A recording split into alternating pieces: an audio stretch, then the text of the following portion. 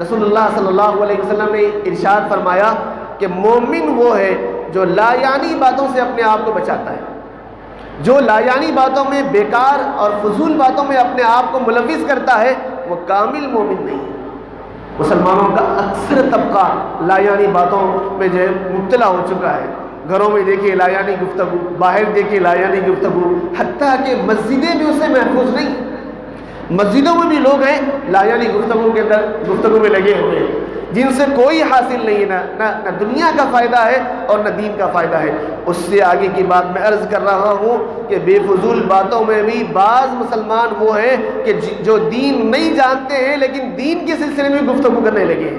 یہ تو ان کے لیے زیادہ خطرے کی بات ہے کہ وہ ایمان کے بارے میں جانتے نہیں ہیں، وہ اسلامی احکامات کو نہیں جانتے ہیں اور اسلامی طریقوں کو نہیں جانتے ہیں، لیکن پھر بھی اپنے مزاج سے لوگوں کو اسلامی احکامات بتانے میں لگے ہوئے، یہ ان سے زیادہ خطرے کی بات ہے۔ یہ اپنی زبان کی حفاظت کی یہ زیادہ ضرورت ہے اور زبان کو محفوظ رکھنا ہے۔ ہمیشہ زبان کے استعمال کرنے سے پہلے اگر کوئی آدمی یہ تصور کر لے کہ میں جو کچھ بول رہا ہوں اللہ تبارک و تعالیٰ کے پاس یہ ریکارڈ ہو رہا ہے، پھر دیکھیے آدمی کے لیے بولنا بہت مشکل ہو جائے گا، بہت مشکل ہو جائے گا اس کے لیے بولنا۔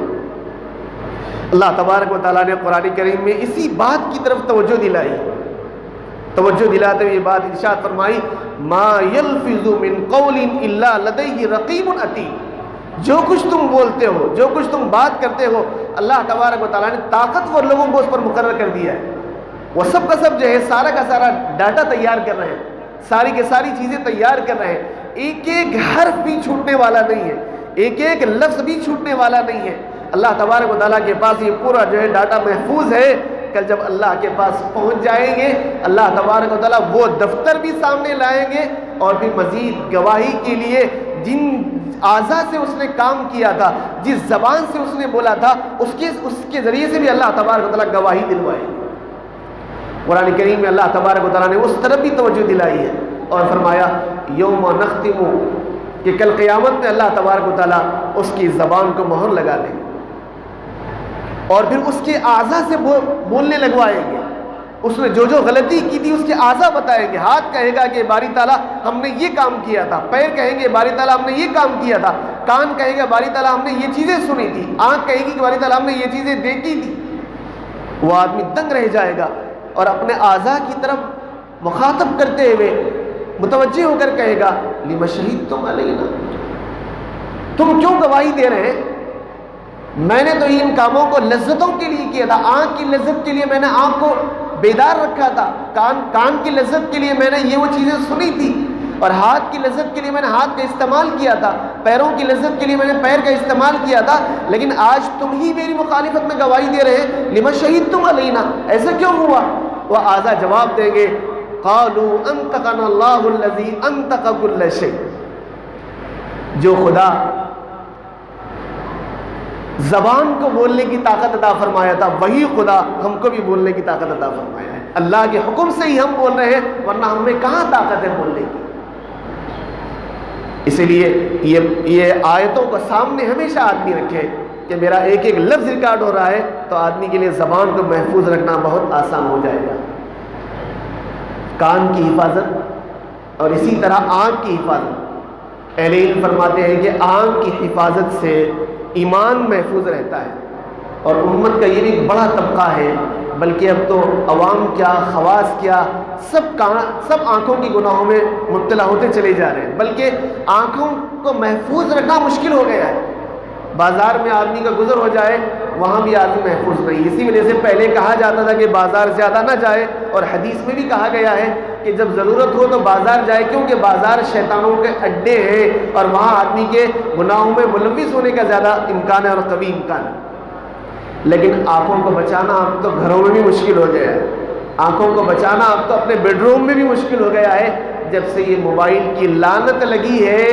کوئی شخص بھی الا ماشاء اللہ، کوئی شخص بھی الا ماشاء اللہ، کوئی شخص بھی الا ماشاء اللہ آنکھوں کے گناہ سے محفوظ نہیں۔ ایمان کی حفاظت کے لیے آنکھوں کا محفوظ رکھنا ضروری ہے۔ پہلی چیز ہے اگر ایمان کو بچانا چاہتے ہیں تو اپنے آنکھوں کی حفاظت میں لگ جائیں۔ دوسری چیز ہے کہ جس کے ذریعے سے ایمان محفوظ رہتا ہے اور مرتے ہوئے ایمان ساتھ ہو جاتا ہے، مسواک کا اہتمام. اور یہ بھی بڑے افسوس کی بات ہے کہ مسواک کے سلسلے میں احادیث میں ترغیب دلائی ہے، تعلیم دی گئی ہے، رسول اللہ صلی اللہ علیہ وسلم کا عمل بتلایا گیا ہے کہ رسول اللہ صلی اللہ علیہ وسلم کو مسواک کرنا انتہائی محبوب عمل تھا. یہی وجہ ہے کہ دنیا سے رخصت ہوتے ہوئے سب سے آخری آپ کا عمل مسواکی کا تھا. سب سے آخری آپ کا عمل مسواکی تھا. حضرت عبد الرحمن رضی اللہ تعالیٰ جو حضرت عائشہ صدیقہ رضی اللہ تعالیٰ عنہا کے بھائی ہیں، وہ تشریف لائے. رسول اللہ صلی اللہ علیہ وسلم کے دنیا سے رخصتی کا بالکل قریب وقت ہے اور ان کے پاس ہاتھ میں مسواک تھی. رسول اللہ صلی اللہ علیہ وسلم نے ام المؤمنین رضی اللہ تعالیٰ عنہا کو اشارہ کر کے فرمایا مجھے مسواک چاہیے. ام المؤمنین رضی اللہ تعالیٰ عنہا نے ان سے مسواک لی اور مسواک کو چبایا تاکہ نرم کیا اور نرم کر کے رسول اللہ صلی اللہ علیہ وسلم کو دیا. آپ نے مسواک فرمایا اور مسواک کے بعد پھر آپ دنیا سے رخصت ہوئے. تو آپ کا آخری عمل مسواک ہے. مسواک آپ کو انتہائی محبوب تھا. علماء نے لکھا ہے کہ مسواک کے کئی فوائد ہیں. امام غزالی رحمۃ اللہ علیہ نے تو مسواک کے 70 فوائد نقل کیے ہیں. امام غزالی رحمۃ اللہ علیہ نے مسواک کے 70 فوائد نقل کیے ہیں اور ان میں سے ایک عظیم الشان فائدہ یہ ہے مرتے ہوئے کلمہ نصیب ہوتا ہے.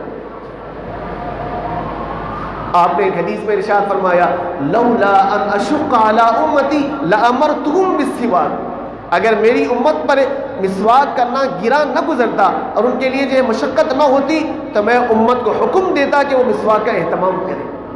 چونکہ بسا اوقات مسواک رہتی ہے کبھی نہیں رہتی ہے، ان پر یہ عمل شاق ہو جائے گا، اس لیے میں ان کو مسواک کرنے کا حکم نہیں دیتا ہوں، لیکن میں اپنے عمل کے ذریعے سے بتاتا ہوں کہ مسواک اتنا بہترین عمل ہے کہ اللہ کی رضا کا، اللہ کی خوشنودی کا اور ایمان پر خاتمے کا ذریعہ ہے. امت کا یہ بھی بڑا طبقہ ہے کہ جو مسواک کی سنت سے محروم ہے. بڑے قیمتی برش تو ہیں ہمارے پاس، 200 روپئے کے برش ہیں. ایک 10 روپئے کا برش اگر مسواک نہیں ہے تو ہمارے پاس نہیں. ایک صاحب کو بتایا گیا کہ مسواک کا اہتمام کیجئے تو انہوں نے کہا کہ انگلی کافی ہے. بات بتائی جا رہی ہے حدیث کی اور جواب دے رہے ہیں انگلی کا. یہ حدیث شریف کی اور رسول اللہ صلی اللہ علیہ وسلم کی حکم کی بے ادبی، بے حرمتی نہیں ہے تو اور کیا ہے؟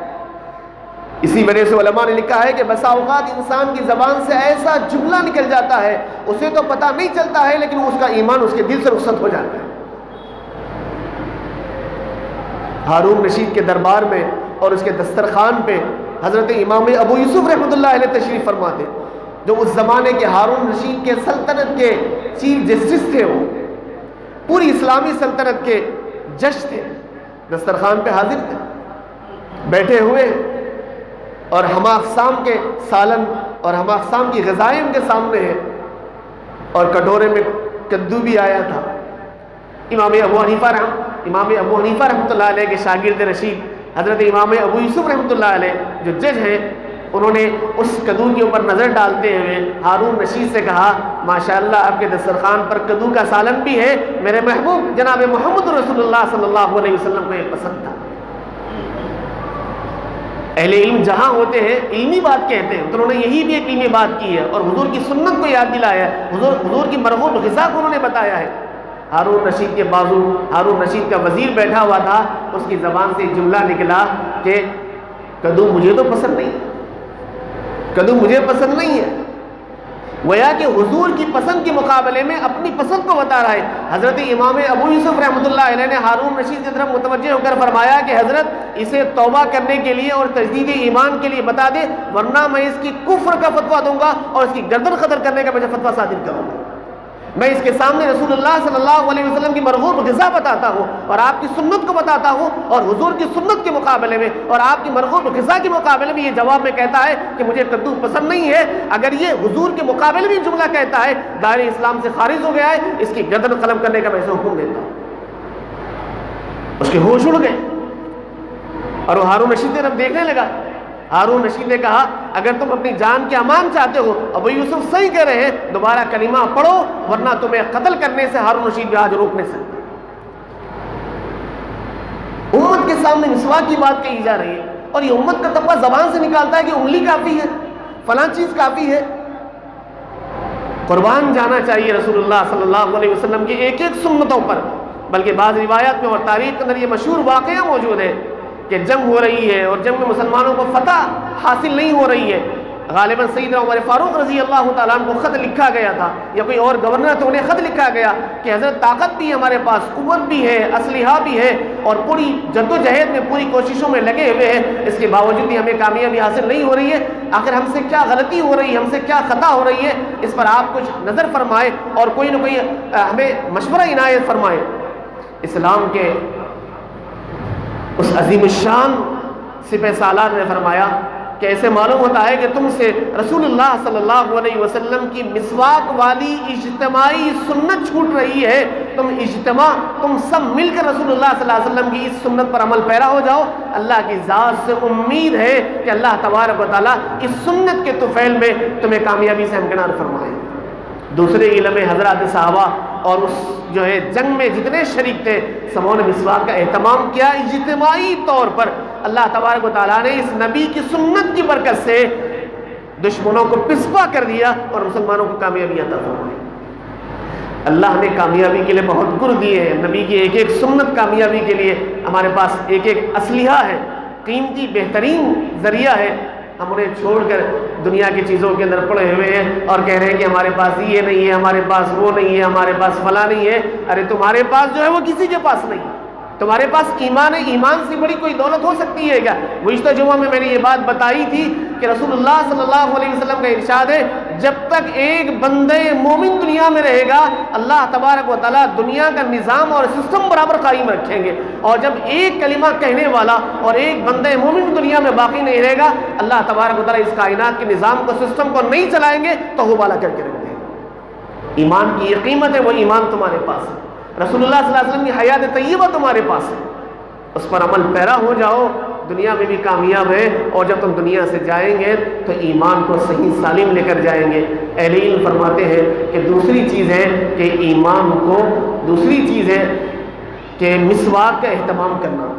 وقت ہو گیا ہے، صرف میں وہ جتنی چیزیں علماء نے بیان فرمائی ہے کہ جس سے ایمان محفوظ رہتا ہے بس اسی کا میں جو ہے تذکرہ کروں گا اور پھر بات ختم کروں گا۔ علماء نے فرمایا کہ پہلی چیز ہے نظروں کی حفاظت، اور دوسری چیز ہے مسواک کا اہتمام، اور تیسری چیز ہے نعمتوں پر شکر کرنا، اور چوتھی چیز ہے صدقے کا اہتمام، پانچویں چیز ہے نیک اور صالح لوگوں کی صحبت، اور چھٹی چیز ہے دینی اعمال پر استقامت، اور ساتویں چیز ہے خوف خدا دل میں پیدا کرنا، آٹھویں چیز ہے اذان کے کلمات کا جواب دینا، اور نویں چیز ہے کلمہ طیبہ کا کثرت سے ورد کرنا، اور دسویں چیز ہے خاتمہ بالخیر کی دعا کرنا۔ خاتمہ بالخیر کی دعا ہے، یہ دعا سب یاد کر لیں، ربنا لا تزغ قلوبنا بعد اذ ہدیتنا وہب لنا من لدنک رحمہ انک انت الوہاب۔ سب یہ دعا میرے ساتھ ایک دفعہ پڑھ لیں، بات ختم ہو جائے گی۔ ربنا لا تزغ قلوبنا بعد اذ ہدیتنا وہب لنا من لدنک رحمہ انک انت الوہاب۔ اللہ تبارک و تعالی ہم سب کے ایمان کو محفوظ فرمائے، اور جب تک ہم دنیا میں رہے اسلام پر قائم و دائم رہے، اور جب دنیا سے رخصتی کا وقت آئے تو ایمان پر ہمارا خاتمہ ہو۔ آمین یا رب العالمین۔ وآخر دعوانا ان الحمد للہ رب العالمین۔